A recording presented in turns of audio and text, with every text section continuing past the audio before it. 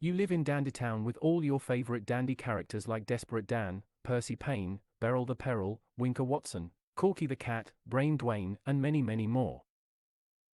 You live in Dandytown with all your favorite dandy characters like Desperate Dan, Percy Payne, Beryl the Peril, Winker Watson, Corky the Cat, Brain Dwayne, and many, many more.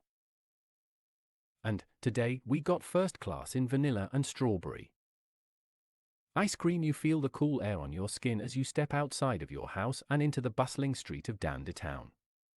The sounds of children laughing and playing fill your ears as you make your way towards the ice cream parlor. As you enter, you notice a group of teenagers huddled around a booth, eagerly awaiting their ice cream orders. In their Wilf and Eddie plan were constains throughout the streets. As you approach the counter, the attendant hands you a menu with a variety of flavors to choose from. You notice that vanilla and strawberry are the most popular options, and you choose to indulge in both. The ice cream is smooth and creamy, with just the right amount of sweetness and tartness. You gah! What a beautiful day, Kylie, sigh Lucy. You turn to see Lucy standing beside you, a wide smile on her face. She looks just as happy as you feel, and you can tell that she's been thinking about something. I couldn't help but notice how beautiful it is out here, she says, gesturing towards the bustling street. You say, what if English houses without the stream? Lucy nods in agreement.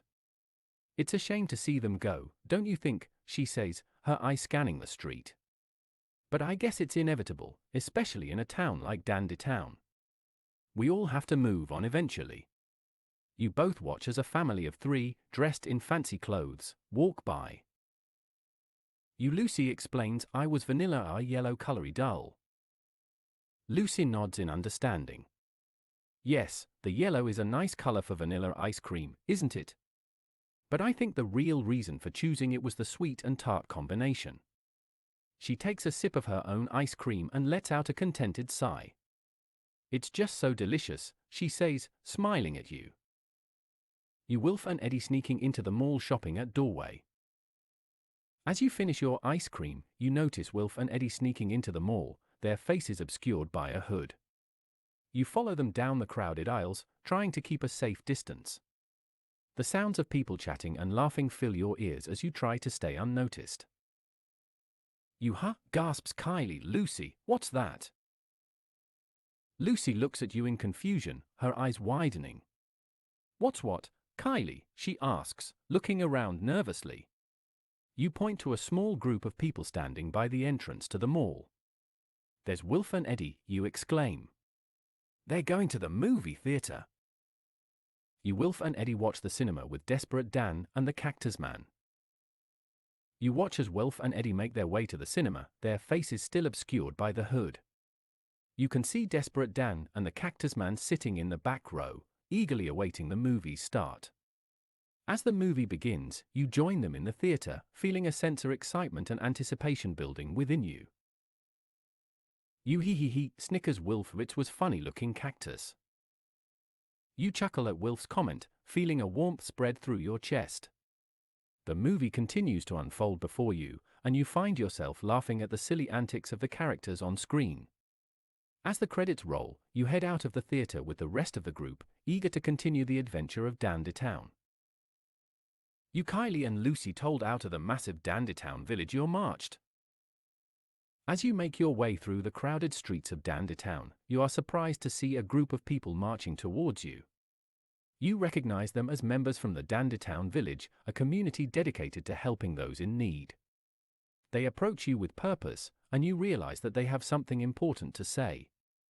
Kylie and Lucy. You say, no, vanilla. That was all about. The Dandytown village members look at you in confusion, not understanding what you mean. You realize that you must have misspoke, and apologize for the confusion.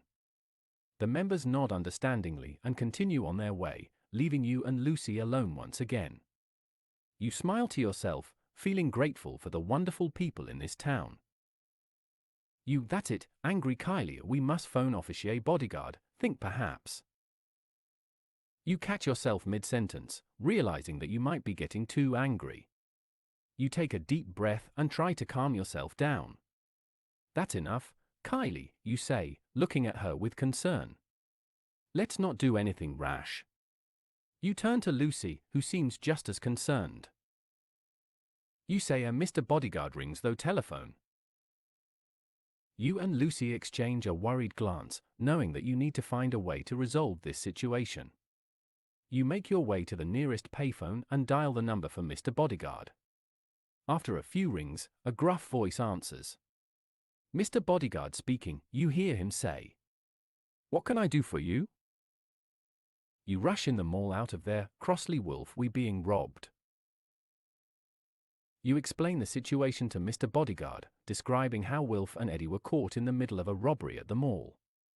You ask if he can rush into the scene and take them into custody before they can cause any more trouble. Mr. Don't you tell about myself, both them boys, now, grumps Lucy.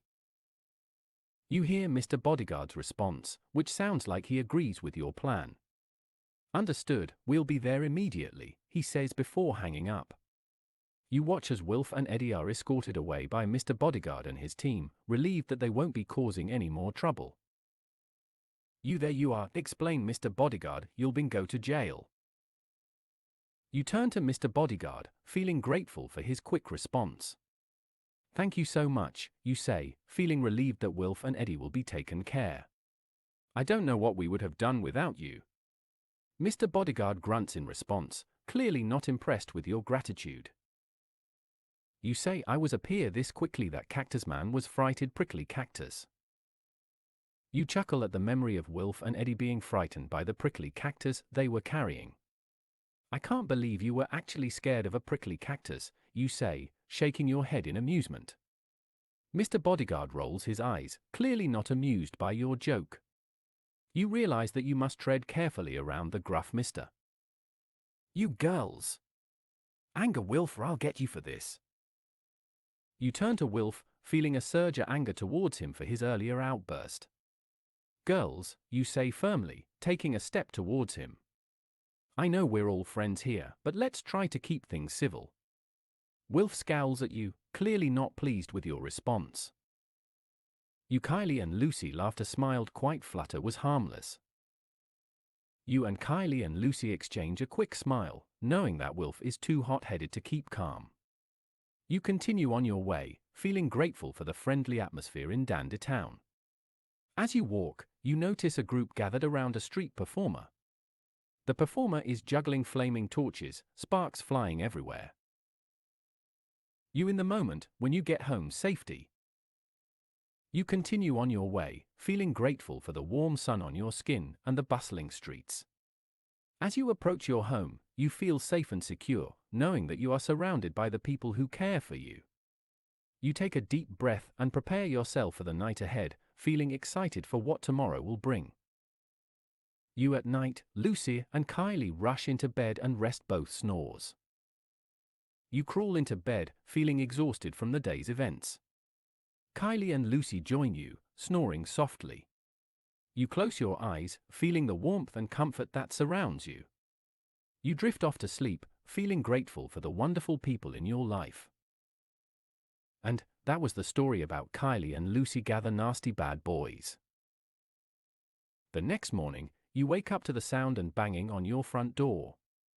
You groggily get out bed and make your way to the front door, wondering who could be knocking so early in the morning. As you open the door, you see Kylie and Lucy standing there, looking worried. What's going on? You ask, concerned.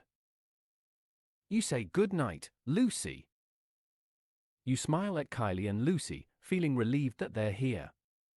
Good night, Lucy, you say, closing the door behind you. I'll see you two in the morning. Kylie and Lucy nod, their faces filled with worry. You turn around and head back to bed, feeling grateful for their presence. The end. Take a turn. Continue. Retry. Erase.